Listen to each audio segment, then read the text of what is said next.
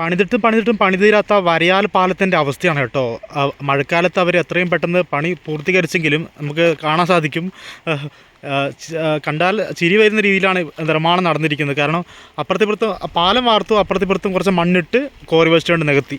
ഇതാണ് ഒരു പാലം പണി. എന്താണ് ഇതിനൊക്കെ കാരണം എന്നാണെന്നറിയില്ല. കാരണം ചോദിക്കാനും പറയാനും നാട്ടുകാരില്ലാത്തത് കൊണ്ടാണോ അല്ലെങ്കിൽ എന്ത് കാരണത്താലാണെന്ന് അറിയില്ല. നമുക്ക് ദൃശ്യങ്ങൾ കാണാൻ സാധിക്കും.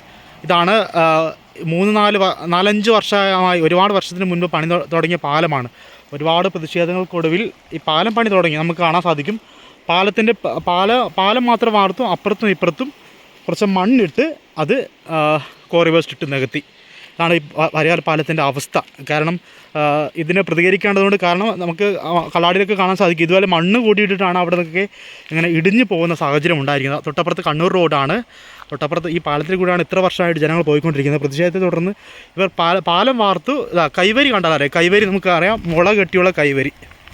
ഈ മുള കെട്ടിയുള്ള കൈവരിയാണ് ഇവിടെ ഉള്ളത്. ഇതിനപ്പുറത്ത് കുറച്ച് മണ്ണിട്ട് അതിന് മേലെ കോറി വേസ്റ്റ് ഇട്ടു. ഈ കൈവരിയൊക്കെ കണ്ടാൽ അറിയാം എന്ത് നിർമ്മാണമാണ് നടത്തിയിരിക്കുന്നത്, ഏത് കമ്പനിയാണ് ഇങ്ങനെ ഇത്ര ഉത്തരവാദിത്വമില്ലാതെ ചെയ്തതെന്നൊന്നും അറിയില്ല. ഏതായാലും പാലത്തിൻ്റെ നിലവിലെ സ്ഥിതി ഇതാണ്. കാരണം മണ്ണിട്ട് കോറി വേസ്റ്റ് ഇട്ട് ഗതാഗത യോഗ്യമാക്കി എന്ന് വേണം പറയാം.